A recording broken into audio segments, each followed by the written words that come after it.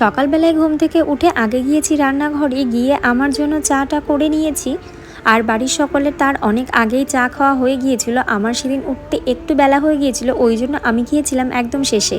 আর বাবান সেদিনকে ম্যাগি খাবে বলছিল, তো ঘরোয়া একটা মশলা দিয়েই ওকে আমি ম্যাগিটা করে দিই। ম্যাগির মধ্যে যে মশলা থাকে সেটা ওকে একদমই দিই না। আর তারপর বাবানকে খাইয়ে দাইয়ে চলে এসেছি রান্নাঘরে। বাবান আর ঠাকুমার জন্য যে তরকারিটা করব, সেই তরকারির আলুটাও কেটে নেব। আর সকালবেলার দিকে জলখাবারের জন্য যেটা, সেইটা এখন বানাতে বসিয়ে দেব। বাড়িতে আমার শ্বশুর মশাই শাশুড়ি মা কেউই বাড়িতে নেই, গিয়েছে আমার বড় যাকে আনতে। তো বাড়িতে ঠাকুমা, আমি, আমার ভাই, ওর বাবা, এই কয়জন।